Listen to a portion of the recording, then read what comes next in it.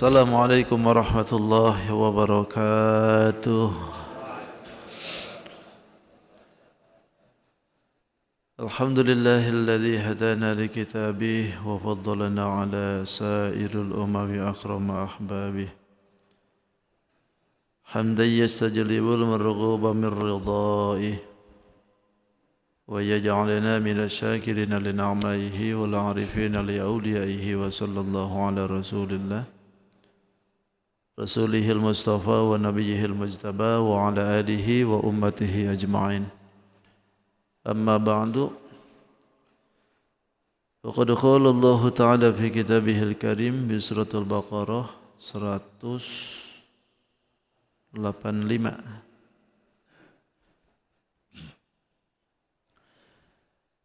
A'udzu billahi minasy syaithanir rajim. بسم الله الرحمن الرحيم شهر رمضان الذي أنزل فيه القرآن هدى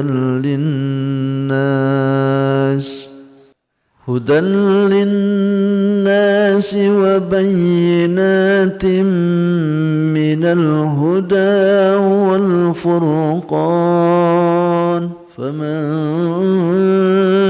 شهد منكم الشهر فليصم ومن كان مريضا أو على سفر فعدة من أيام أخر يريد الله بكم اليسر ولا يريد بكم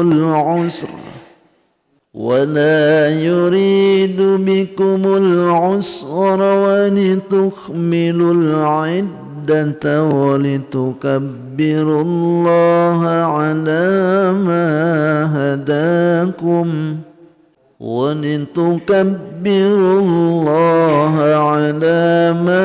هداكم ولعلكم تشكرون وإذا سألك عبادي عني فإني قريب أجيب دعوة الداعي إذا دعان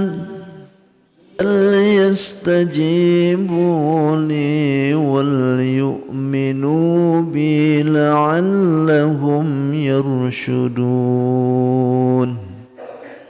صدق الله العظيم وصدق رسوله النبي الكريم ونحن على ذلك من الشاهدين والشاكرين والحمد لله رب العالمين.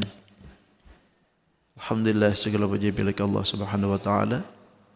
Kembali Allah berikan kita kesempatan untuk bisa bertemu bermuajahah dalam rangka kajian kita. Terlebih diberikan luang waktu dengan langkah untuk bisa berjalan menuju ke rumahnya Allah dan diberikan kesempatan untuk bisa menjalankan ibadah salat subuh dengan berjamaah. Semoga apa yang sudah kita lakukan senantiasa mendapatkan keridhaan dari Allah Subhanahu wa taala. Dosa kita diampuni, hajat-hajat kita dikabulkan, dan terlebih mudahan kita semuanya husnul khatimah. Salawat dan salam tidak hentinya semoga dibaruahkan kepada baginda alam Sayyidul Mustafa wal Murtada Nabi besar Muhammadin sallallahu alaihi wasallam. Tidak lupa pada keluarganya, sahabat, para tabi'in, para tabi'ut tabi'in, sampai kepada kita tentunya. Mudahan kita pun khususnya berkumpul di tempat ini nanti di yaumil kiamah diaku sebagai umatnya. Amin. Ya amin ya rabbal alamin. Bapak Ibu yang dirahmati Allah, di suratul Baqarah 185 ini masih menjelaskan tentang hikmah puasa dan yang hukum-hukum yang berhubungan dengan puasa ya. Dalam ayat kemarin itu bahwasanya walaupun Allah mewajibkan kita puasa, akan tetapi Allah pun memberikan kewenangan kita untuk meninggalkan puasa itu ketika hal-hal tertentu. Kemarin 2 yang diberikan itu ketika sakit dan juga perjalanan. Dan di dalam ayat ini Allah akan menjelaskan tentang masalah bulan yang dituju oleh kita dalam berpuasa itu. Karena ini adalah merupakan bulan yang istimewa, bulan yang diberikan di dalamnya Al-Quran, keberkahan, karunia, bahkan anugerah diberikan oleh Allah di bulan ini. Ini sebetulnya kita sudah maklum ya, bulan apa yang dimaksud itu. Akan tetapi karena ini adalah ayatnya, maka enggak apa-apa kita kaji ayatnya. Kata Allah, Bismillahirrahmanirrahim, wallahu alam ya hakikatil murad. Syahrul Ramadan alladzi unzila fihi al-Quran. Syahrul Ramadan.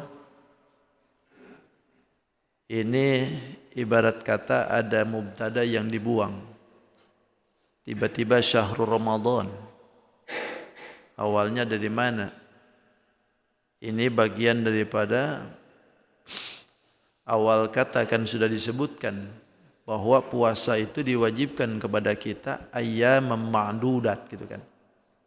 Hari-hari yang berbilang. Lalu ditanya, tilkal ayyam. Hari yang berbilang itu di mana gitu. Lalu dijawab syahrul Ramadan. Itu. Hari-hari yang berbilang itu adalah bulan Ramadan. Alladzi unzila. Yang mana di dalamnya diturunkan. Fihi di dalam Ramadan itu Al-Qur'anu, Quran. Hudan sebagai petunjuk linnasi bagi manusia. Wa bayyinat dan penjelasan. Minal huda dari petunjuk itu. Wal furqan dan yang pembeda. Faman maka siapa orang syahidah yang menyaksikan minkum daripada kalian asyahra kepada bulan Ramadan, falyasumhu maka hendaklah puasa. Wa man kana maka siapa orang yang dalam keadaannya maridhan sakit, atau ala safarin atau dalam keadaan perjalanan, fa'iddatun maka wajib hitung itu saum min ayyamin ukhar dibayar di hari yang lain. Yuridullah Allah berkehendak bikum dengan kalian al-yusra memberikan kemudahan. Wala yuridu dan Allah tidak berkehendak bagi bikum bagi kalian al-usra kesukaran. Walitukmilu dan sempurnakanlah oleh kalian al-iddat ya bilangannya. Walitukabbiru dan bertakbirlah kalian. Allah terhadap Allah. Ala ma hadakum terhadap apa yang memberikan petunjuk kepada kalian. Wala'allakum agar kalian tashkurun menjadi manusia yang bersyukur. Wa idza sa'alaka dan ketika bertanya. Siapa yang bertanya? Ibadi hambaku anni tentangku. Fa inni qarib. Maka sesungguhnya aku dekat. Ujibu da'watad da'i. Asalnya ujibu da'i idza da'ani. Itu. Dibuang ya mutakalimnya. Ujibu da'watad da'i. Ujibu mengabulkan aku mengabulkan da'watad da'i. Permohonannya orang yang berdoa idza da'an. Ketika dia berdoa. Falyastajibu li maka penuhilah oleh kalian untukku wal yu'minu bi dan berimanlah kalian kepadaku la'allahum agar kalian yarsyudun berada dalam kebenaran atau berada dalam hidayah. Wallahu a'lam bishawab. Syahrul Ramadan alladzi unzila fihi al-Qur'an. Ini sebagaimana tadi sudah disebutkan syahrul Ramadan ini adalah khabar mubtada yang dibuang. Awalnya tilkal ayyam syahrul Ramadan. Hari yang disebutkan itu adalah hari bulan Ramadan kata Allah. Ini disebutkan di dalam ayat ini syahru, syuhur. Syuhur itu. Ini kalau di dalam bahasa nahwu ini disebutnya alam jinis. Sementara Ramadan itu diambil dari Ramadhan asalnya. Ditambahin alif dengan nun jadi Ramadhana. Ini yang disebut dengan isim ghair munsharif. Tidak bisa kelah gitu. Jadi ziyadah alif dan nun itu diambil daripada Ramadan. Asal kata Ramadan itu pengertiannya adalah al-ikhraq, artinya membakar. Makanya disebut Ramadan itu membakar, bukan membakar lemak saja. Membakar dosa gitu maksudnya. Termasuk lemak juga dia. Banyak orang yang memanfaatkan Ramadan untuk diet. Gitu kan? Jadi turun tuh kiloannya.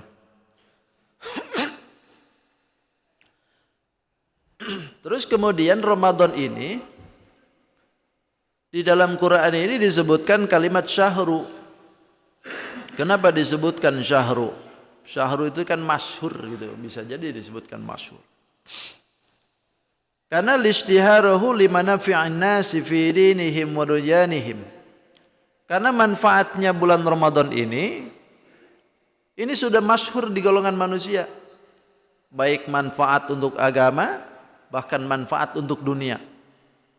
Bulan Ramadan itu ada manfaat dunia dan agama. Agamanya sudah jelas, kita menjalankan kewajiban, banyak pahala, ampunan diturunkan, rahmat diturunkan, maghfirah diturunkan, bahkan itskum minan nar. Enggak tanggung-tanggung, dibebasin oleh Allah dari neraka. Masyhur tuh. Semua orang tahu tuh. Cuman kadang-kadang ada yang enggak mau bebas dari neraka. Begitu datang Ramadan enggak mau puasa juga. Itu enggak mau bebas itu. Ini urusan agamanya. Yang kedua masyhur dalam urusan duniawinya. Ramadan datang duniawi masyhur tuh. Keuntungan yang didapat dari bulan Ramadan luar biasa kan. Dari mulai kelas yang bawah sampai yang di atas itu semuaan tuh sibuk bulan Ramadan tuh. Ekonomi naik. Ya kan, tukang dagang naik. Tukang bisnis naik. Orderan naik. Gojek pun gak berhenti. Terus semua. Bahkan ada yang mempersiapkan dari sekarang tuh. Untuk Ramadan tuh. Nah, itu ekonomi. Saking masyhurnya sampai-sampai tiket aja kada kebagian kan. Tiket gak kebagian. Pasar pagi itu sibuk terus. Makin mendekati Ramadan bukan makin dekat dengan masjid, makin dekat dengan pasar semua. Sibuk semua. Kalau Nabi menganjurkan sibuk-sibuklah di akhir daripada Ramadan. Ini sibuknya di pasaran semua. Kembali ke sekarang itu. Itu sudah masyhur dah. Makanya disebut syuhur itu. Saking masyhurnya dunia dan agama pun juga masyhur di situ kemanfaatannya.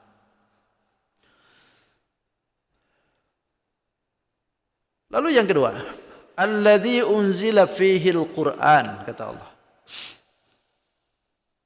Ini Ramadan yang diturunkan, bahasa unzila. Unzila itu diturunkan. Kalau nazala turun sendiri. Alladzi anzala, yang turun. Tapi kalau unzila diturunkan. Yang di dalamnya yang diturunkan itu adalah Al-Qur'anul Karim. Ini sering diulang ya. Ketika bulan Ramadan pasti ada bahasan seperti ini. Turun yang dimaksudkan Quran itu dari Lauh Mahfud ke Baitul Izzah, langit dunia itu. Sebagaimana yang ditafsirkan dalam Inna anzalnahu fi lailatul qadr. Quran ini apa sih? Kalau menurut bahasa, Al-Quran itu kan diambil dari qara'a. Al-qar'u artinya kumpulan. Setiap kumpulan di dalamnya itu bisa disebut Quran. Bapak punya kumpulan buku, itu bisa disebut Quran kalau dari segi bahasa. Karena setiap kumpulan kata, kumpulan hukum, kumpulan bahasa itu disebut Quran. Tapi yang dimaksudkan Quran itu adalah menurut hukum istilah agama, hukum syar'i disebut. Kalau menurut hukum syar'i ini adalah al-fadun al-munazzalu ala Muhammadin sallallahu alaihi wasallam al-muta'abbidu bitilawatih. Lafaz-lafaz yang diturunkan oleh Allah kepada baginda Nabi Muhammad sallallahu alaihi wasallam yang menjadikan ketika dibacanya menjadi nilai ibadah. Ini Quran. Berarti dari segi bahasa istilah pun juga sudah beda. Bacaan mana yang jadi ibadah, yang bacaan yang mana yang tidak jadi ibadah. Kalau Quran ini bacaannya jadi nilai ibadah. Bahkan li'ijajin. Ketika dibacakan ayat-ayatnya pun bisa melemahkan musuh. Baik dari segi dalil, ataupun dari segi karomah, ataupun dari segi mukjizatnya. Hanya dengan satu kata saja bisa melemahkan musuh gitu.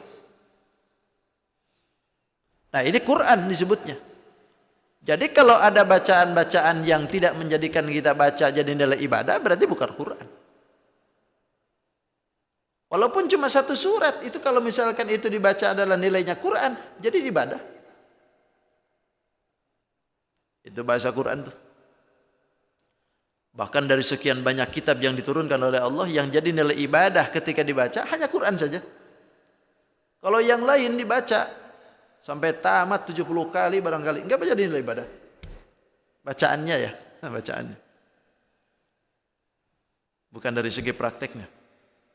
Karena kalau kitab-kitab yang mereka baca itu ketika dipraktekkan baru dia dinilai ibadah. Tapi kalau dibacanya enggak jadi nilai ibadah. Kalau kita dipraktikkan atau enggak, baca saja jadi nilai ibadah. Bahkan bukan hanya baca, dengernya aja kan. Dengerinnya aja jadi nilai ibadah. Melihatnya aja jadi nilai ibadah. Punyanya aja jadi nilai ibadah, punya Quran. Itu. Makanya banyak kan orang yang punya Quran aja. Punyanya doang. Enggak pernah dibaca. Itulah makna Quran itu. Di mana ini yang dimaksudkan ini? Syahrul Ramadan unzila fil Quran itu. Dari Lauh Mahfud ke langit dunia, yang mana kita tahu bahwa pada malam itu disebut Lailatul Qadar kan? Malam Lailatul Qadar kan itu. Turunnya dari Baitul Izzah itu. Nah, ini Quran diturunkan oleh Allah di dalam bulan Ramadan punya dua keistimewaan. Datangnya ini Quran menjadikan dua keistimewaan di dalamnya. Pertama, datangnya Quran ini turun di bulan Ramadan, jadi istimewa tuh Ramadan. Ibarat kata asalnya Ramadan ini biasa saja. Tapi karena ini Quran diturunkan di bulan Ramadan, jadi istimewa Ramadan tuh. Lantaran turunnya itu Quran di bulan Ramadan.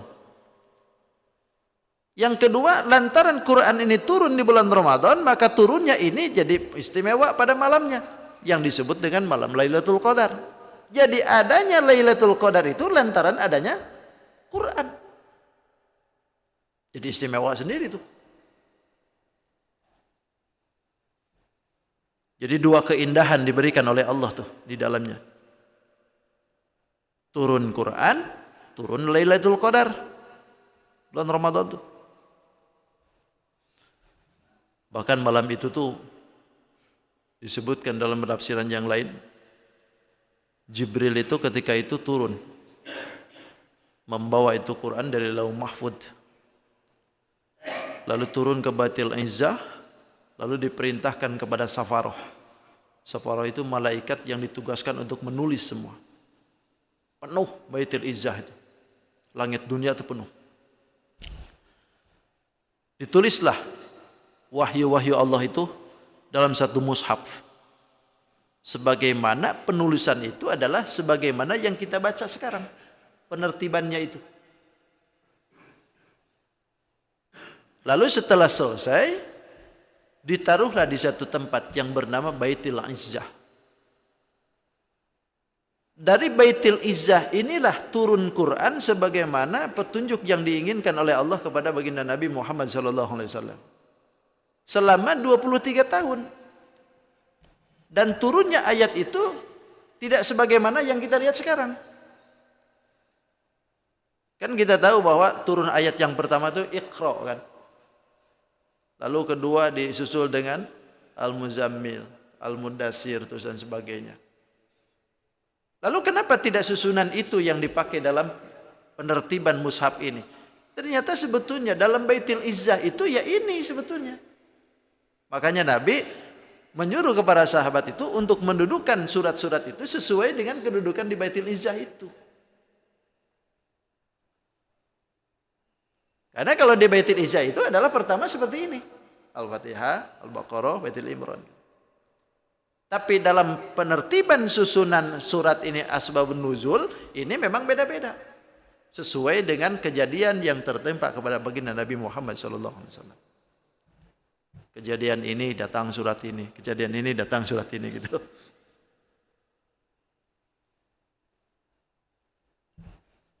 Itu. Jadi bukan semata-mata Sayyidina Utsman saja yang menyusunkan itu. Ini petunjuk juga dari Nabi sebetulnya. Nabi menyuruh taruh surat-surat ini di sini, surat ini di sini, surat ini di sini. Nabi juga yang nyuruh seperti itu.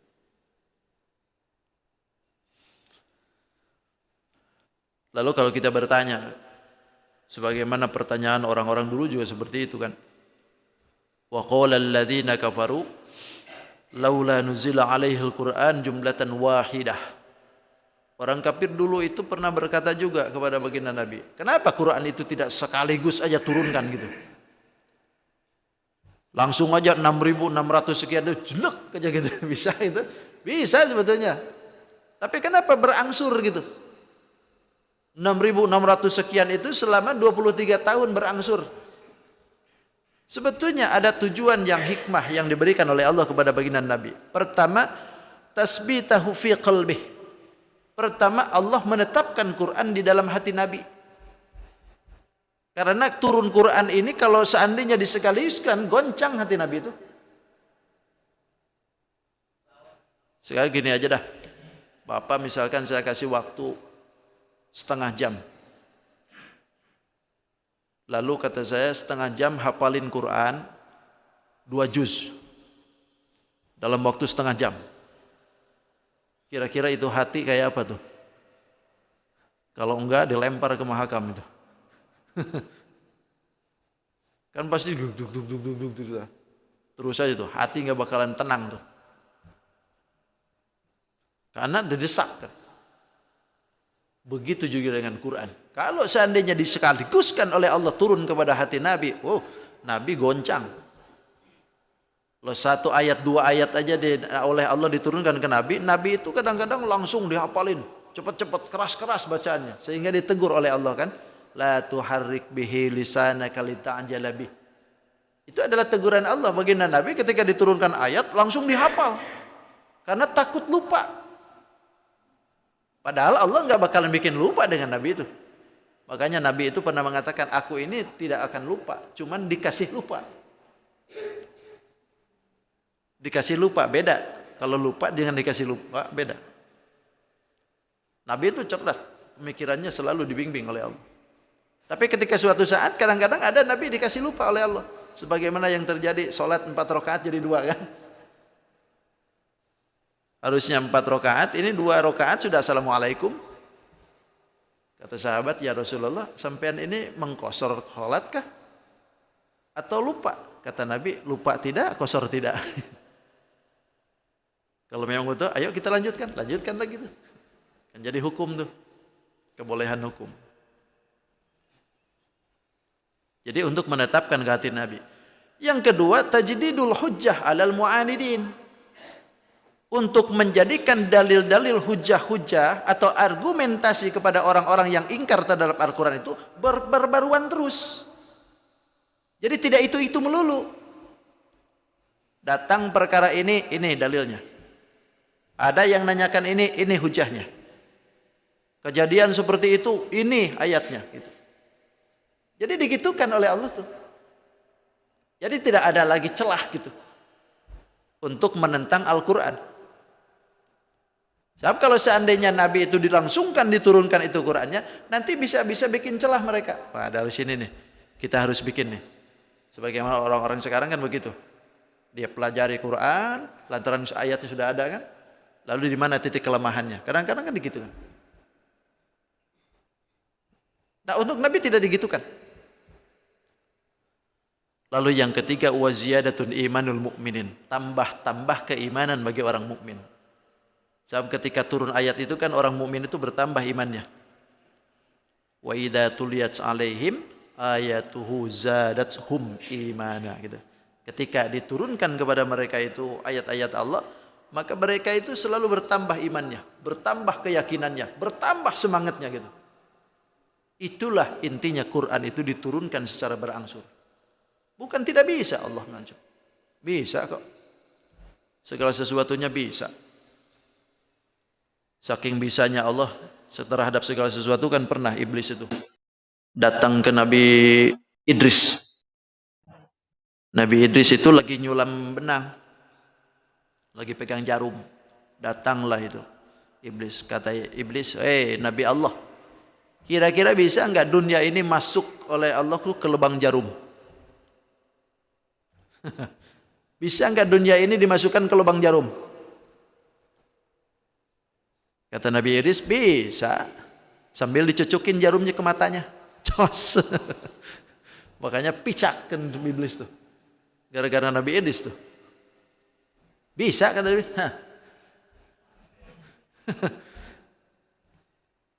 Bisa Allah masukin dunia ini ke lubang jarum, tapi untuk apa gunanya? Karena likulli syai'in manfaatun, setiap segala sesuatu itu harus ada manfaat. Loh kalau dunia ke lubang jarum apa manfaatnya? Gitu. Itulah hebatnya ya. Turunkan oleh Allah tuh Quran tuh. Terus muter di situ aja nggak bakal habis ya waktu.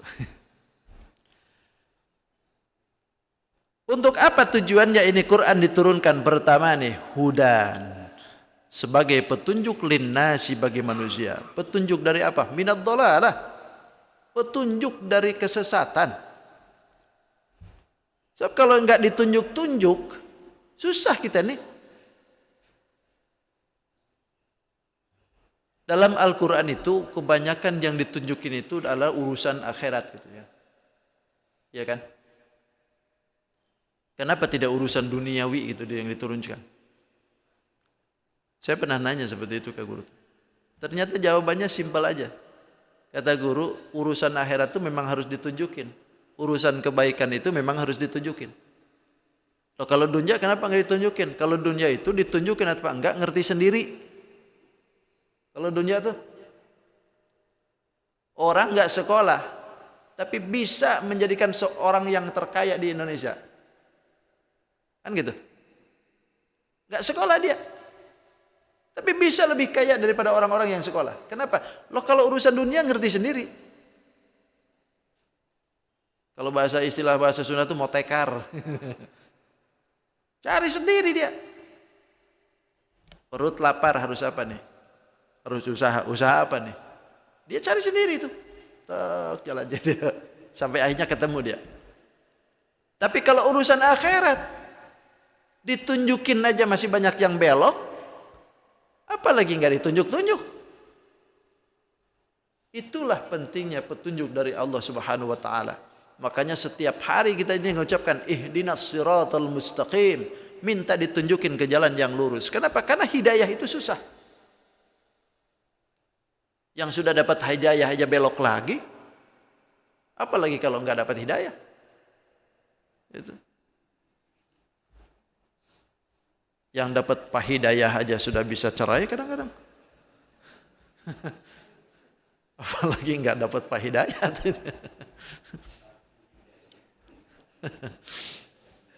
Itulah pentingnya hidayah itu. Bahkan di dalam Al-Quran Allah kasih contoh tentang pentingnya hidayah itu. Ada orang itu kadang-kadang istri Nabi kan. Harusnya istri Nabi ini menjadi orang yang utama, yang paling utama beriman kepada nabinya. Ini kan tidak. Istri Nabi Lut alaihissalam. Ini kan kurang ajar. Bahkan kalau bahasa kita itu istri Nabi Lut itu germo. Ketika orang-orang sudah tidak suka dengan perempuan, laki dengan laki yang sukanya, dialah yang jual. Dimanfaatkan oleh dia. Kadang-kadang hidayah tidak hadir. Anak Nabi Kan'an anak Nabi Nuh alaihissalam. Kurang apanya dakwah Nabi Nuh? Lama Nabi Nuh dakwah. Tapi anaknya tidak sedikit pun tersentuh hidayah. Ada yang kadang-kadang bapak Nabi tidak dapat hidayah. Azar, bapak Nabiullah Ibrahim alaihissalam. Nabi Ibrahim Khalilullah. Kekasih Allah enggak tanggung. Bahkan menjadi panutan dalam agama kan. Tapi bapaknya tidak tersentuh hidayah. Ini urusan hidayah. Kadang-kadang hidayah tidak hadir paman Nabi kita. Abu Lahab, Abu Jahal, Abu Janda gitu. Belum ada bang. Ini paman Nabi, kurang apanya Nabi? Bergerak terus-terusan pengen supaya pamannya iman ke Nabi. Sedikit pun sampai mati enggak mau iman. Dari sekian banyak paman Nabi itu kan ada satu orang yang tidak mau iman sama sekali. Bahkan jadi musuh Nabi. Kalau yang duanya iman. 4 paman Nabi pada waktu itu kan. Sayyidina Hamzah, Sayyidina Abbas, terus Sayyidina Abu Lahab, Abu Lahab, kemudian satu lagi. Pemana? Masih ingat kah? Siapa lagi? Satu lagi. Abu Thalib. Itu paman Nabi. Sayyidina Hamzah, Sayyidina Abbas, Abu Thalib, dan Abdul Uzza. Sayyidina Abbas bin Abdul Thalib, Hamzah bin Abdul Muthalib, Abu Thalib bin Abdul Muthalib, Abdul Uzza bin Abdul Muthalib. Ini paman Nabi semua. Tapi dari 4 paman Nabi yang ketika itu hidup di zaman Nabi ketika sudah jadi Rasul, hanya 2 yang iman. Sayyidina Hamzah dengan Sayyidina Abbas. Ini 2 iman. Membela Nabi, bahkan mati membela Nabi. Yang ketiga, ini tidak kelihatan imannya, cuman bela Nabi. Abu Thalib bin Abdul Muthalib ini bela Nabi memang, tapi imannya enggak kelihatan. Enggak nentang lagi ke Nabi itu. Enggak tahu wallahu alam bisawab itu. Bahkan ada yang berani menyebutkan Abu Thalib itu kafir gitu. Tapi ada pula yang menyebutkan Abu Thalib itu sebetulnya iman, tapi disembunyikan imannya. Wallahu a'lam bishawab. Kita lihat aja nanti di akhirat. Nah, yang ketiga, yang keempat ini adalah betul-betul ini sudah nentang Nabi, tidak mau iman ke Nabi, padahal paman Nabi. Siapa? Abdul Uzza. Abdul Uzza bin Abdul Muthalib. Siapa dia? Kerennya Abu Lahab itu. Nama kerennya itu. Aslinya Abdul Uzza. Padahal paman Nabi tidak dapat hidayah. Makanya hidayah ini penting. Hudal linnas, petunjuk bagi manusia. Yang kedua, wabayinat. Tujuan Al-Quran diturunkan itu wabayinat, penjelasan. Penjelasan dari apa? Minal huda. Penjelasan dari hidayah-hidayah itu. Apa bedanya hidayah dengan bayinat? Hidayah itu adalah anugerahnya, sementara bayinat itu penjabarannya. Kita ini bisa menjadikan ini hak, ini batil, itu karena ada bayinat. Karena ada penjelasan dari hidayah itu. Kadang-kadang hidayah masih sudah ada, tapi kadang-kadang tidak bisa menjaga hidayah. Ada orang yang sudah muslim, tapi sholatnya enggak, puasa enggak.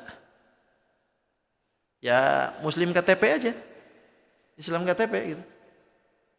Nah ini karena ada hidayah, tapi bayinat tidak ada.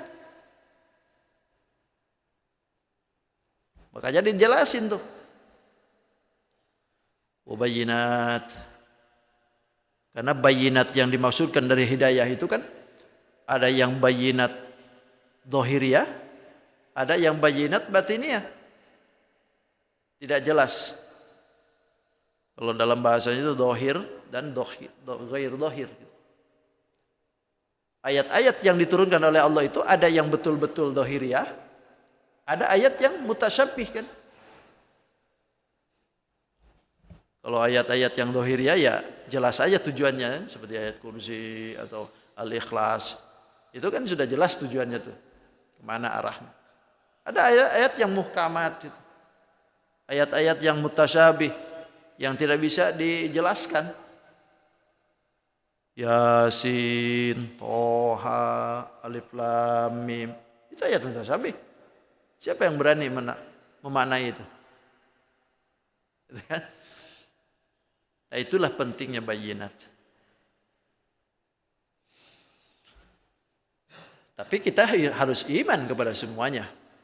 Baik ayat-ayat yang mutasyabih atau ayat-ayat zahiriyah, itu semua harus diimani oleh kita.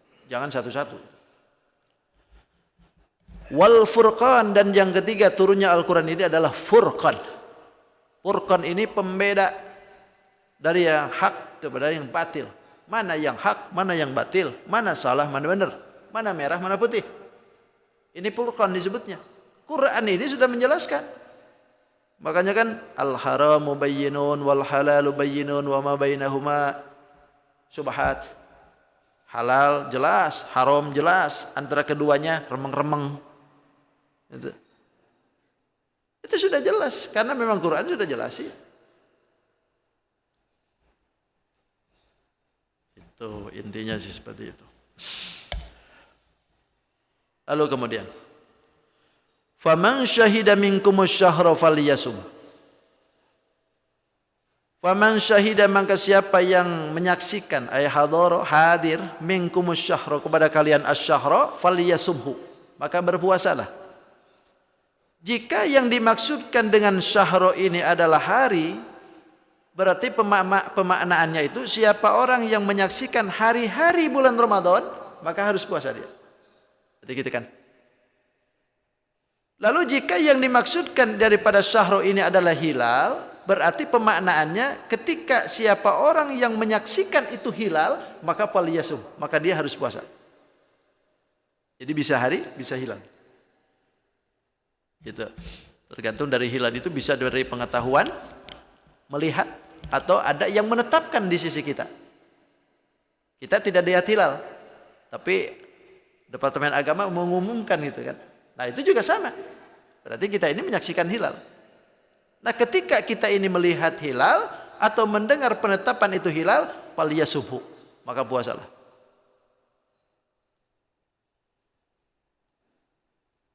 Falyasum.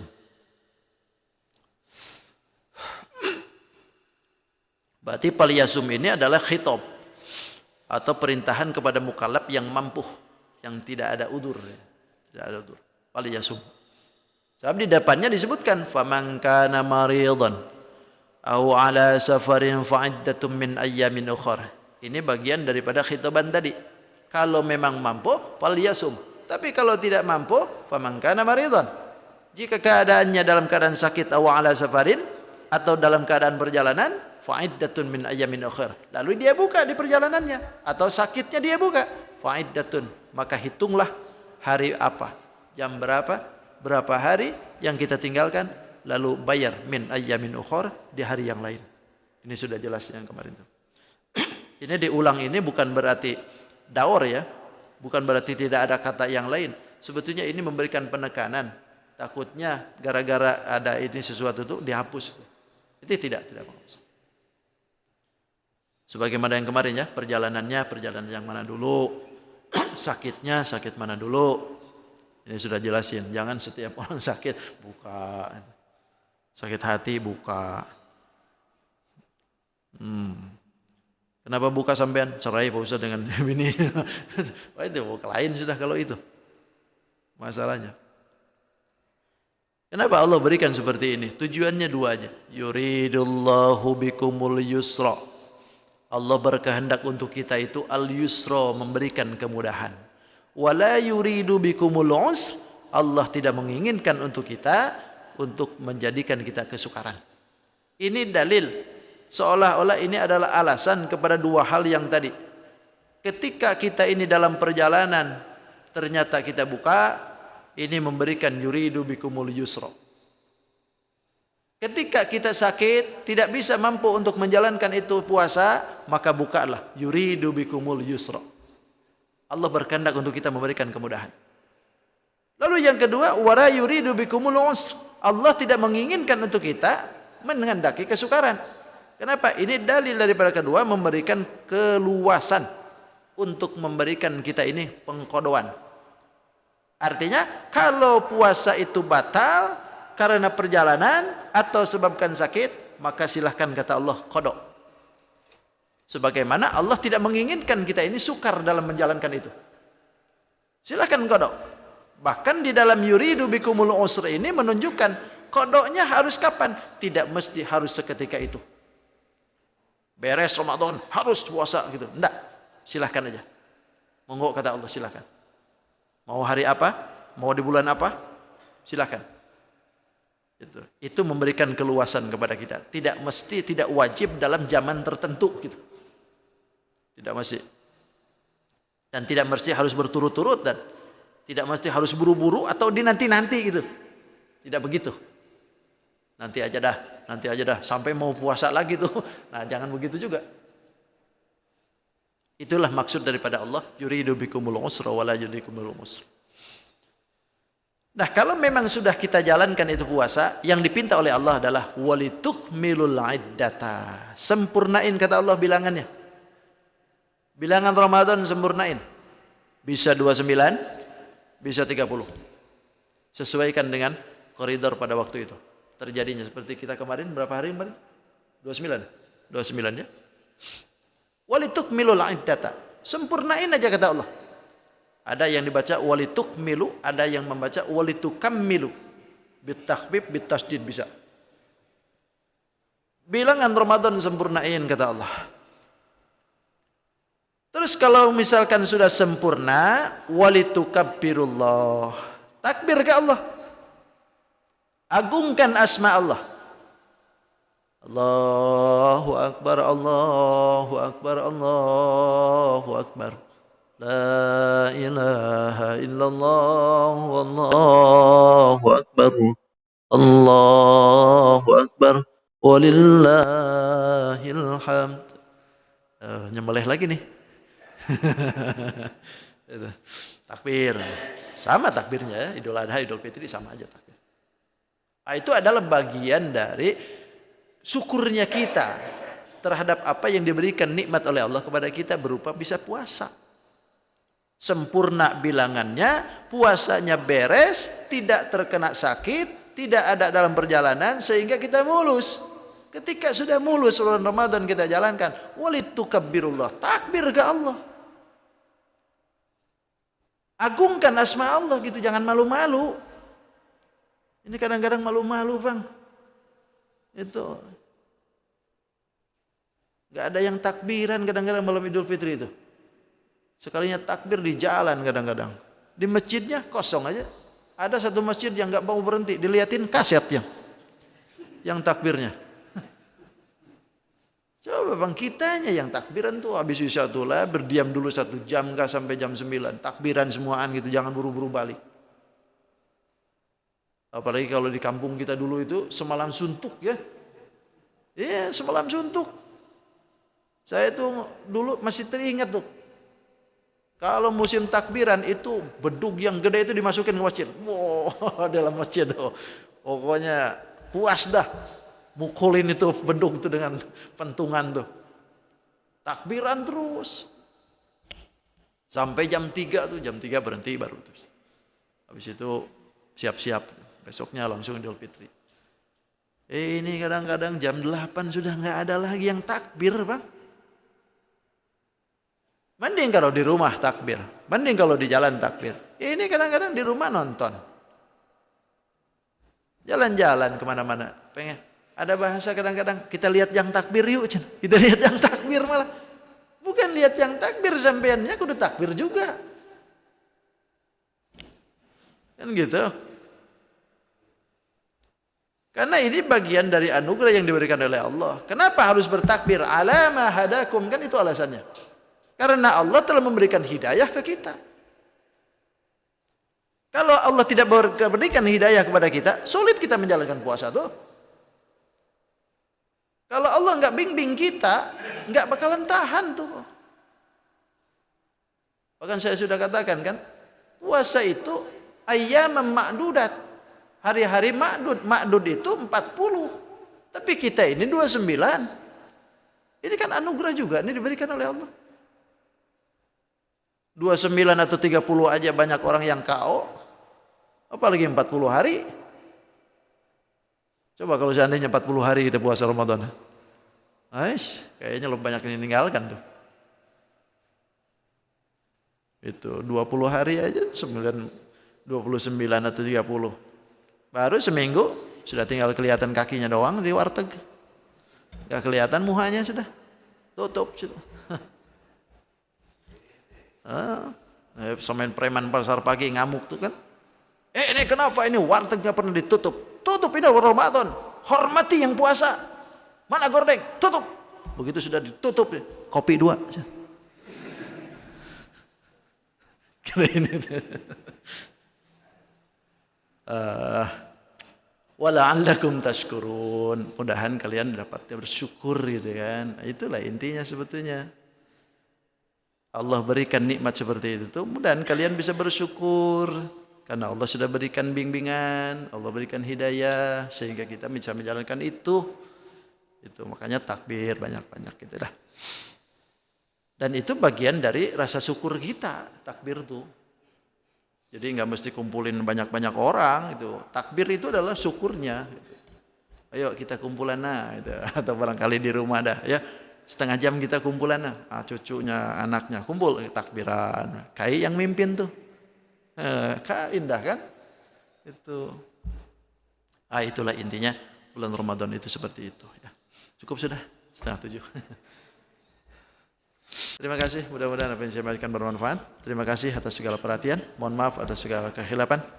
Wallahu muwaffiq ila tariq. Assalamualaikum warahmatullahi wabarakatuh.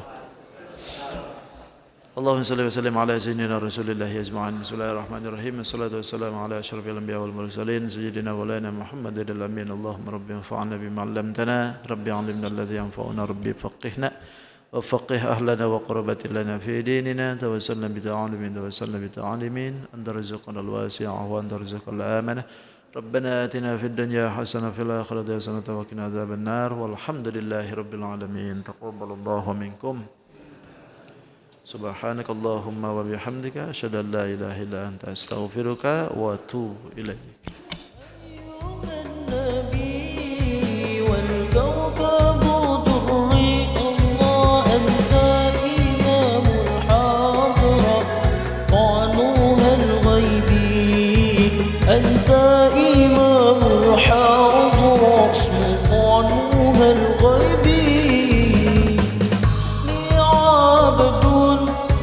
حمل